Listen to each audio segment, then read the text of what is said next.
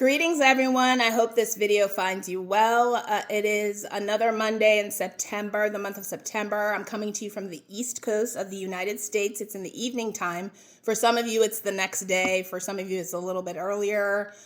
Welcome. Let's just get into it. As I've mentioned before, I am here to speak a little bit more about some of the relevant topics to suicide prevention.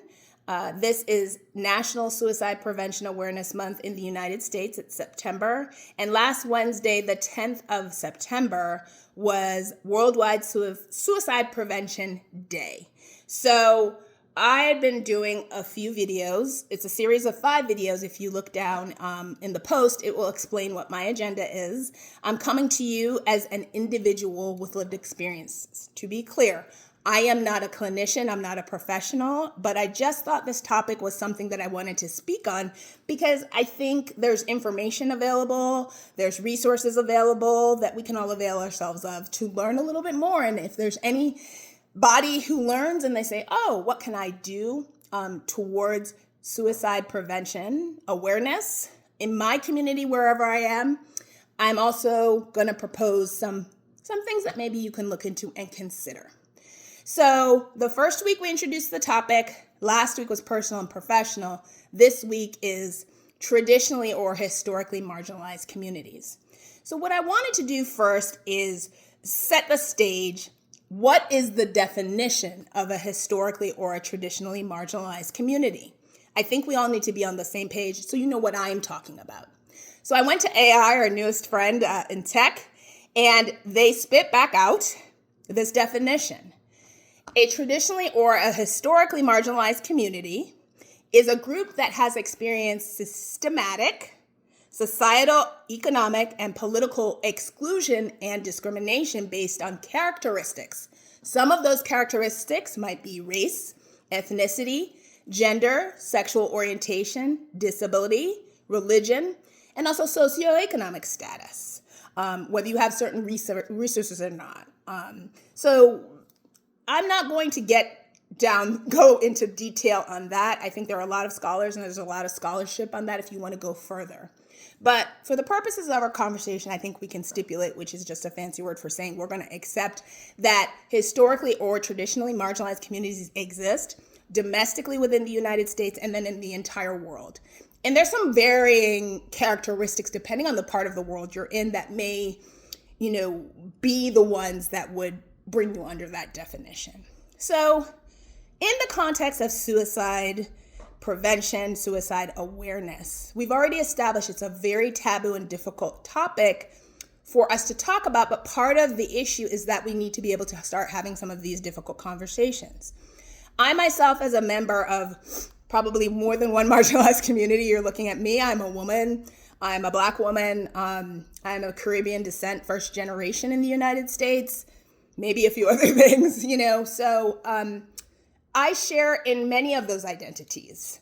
And for me, I can speak from my experience, being in the Black community, being in the Caribbean community, there's some things that are even more taboo to talk about. It's just challenging I know in my experience and others have expressed to me, based on, certain norms, whatever it is, dynamics, sometimes it's just a more difficult and challenging task.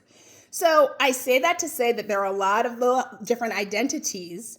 I can't speak to all of them, but I think some of you may have experienced that too, where there are other layers of things that make it challenging to talk about it, and we need to acknowledge that. And we need to acknowledge that sometimes there is very well-grounded fears that people have based on how certain systems operate wherever they are, access to services. Those are some of the examples. When people speak up, what happens to them?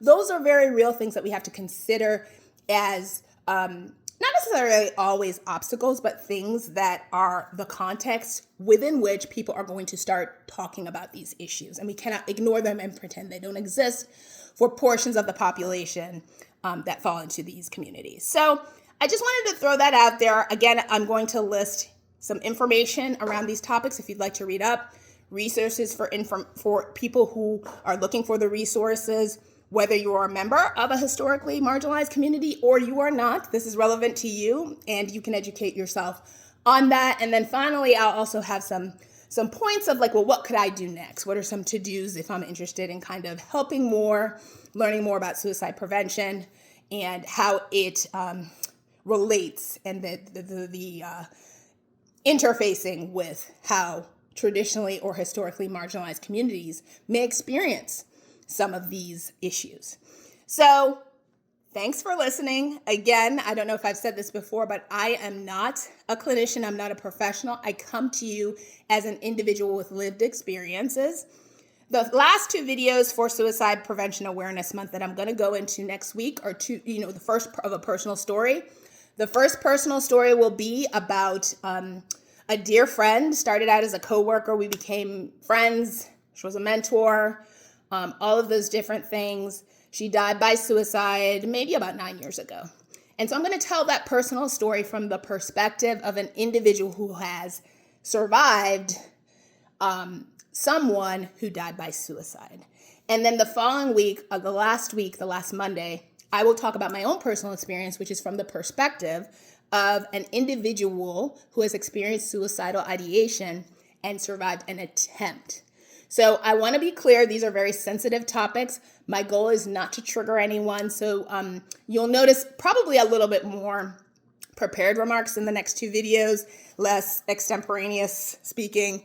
And they're very serious topics, and I want to be sensitive to the topics, but also for us to introduce the topics and really get into those conversations that we need to be having. So I hope you will tune in. Please check the links below for the last two videos and information and resources. So have a great week, and we'll see you next week.